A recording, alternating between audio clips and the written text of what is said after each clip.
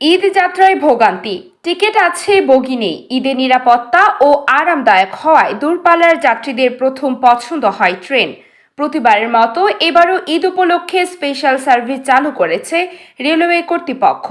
তবে ঈদ যাত্রা নিয়ে সাধারণ যাত্রীরা বিভিন্ন অভিযোগ তুলছেন। এমনই এক ভুক্তভোগী জুবায়ের হাসান।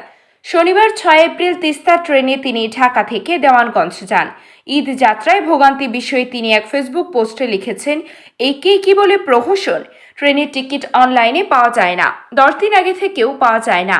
হঠাৎ গতকাল আজকের টিকিট পেয়ে ভেবে বসছি যে সোনার হরিণ তো পেয়ে গেছি। এমা, সকালে এসে ট্রেন লেট করার দরুন 1.5 ঘন্টা দাঁড়িয়ে থাকলাম স্টেশনে।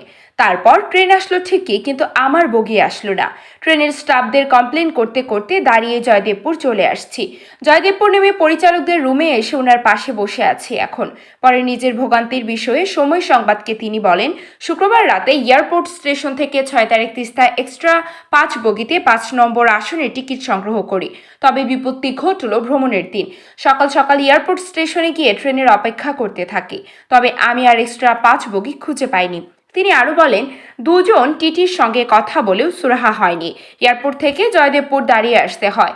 পরে ট্রেনের পরিচালকের সঙ্গে আমি ও আরও একজন ভুক্তভোগী কথা বলি। পরে তিনি আমাদের 2 জনকে খাবারের কক্ষে বসান। এর মধ্যে আমাদের টিকিট চেক করেন, ভেরিফাই করেন। তবে তিনি কোনো সমাধান দিতে পারেননি। জুবায়ের বলেন, শেষে পরিচালক জানান ম্যানেজার স্যার আসছেন, উনি আসলে একটা ব্যবস্থা করে দিবেন। উনি এলেন গফরগাঁও স্টেশনে যখন ট্রেন থেমেছে তখন। এসে পরিচালক, ম্যানেজার এবং পুলিশ মিলে পরামর্শ করে এক্সট্রা 4 বগিতে আমাদের বসার কথা বলেন। পরে ট্রেন ময়মনসিংহ স্টেশনে এলে এক্সট্রা 4 বগিতে গিয়ে আসনে বসি। ঈদ যাত্রার অভিজ্ঞতা বিষয়ে তিনি বলেন, এত বাজে সিচুয়েশনে পড়তে হবে জানলে হয়তো অন্য কোনো ওয়েতে আসতাম।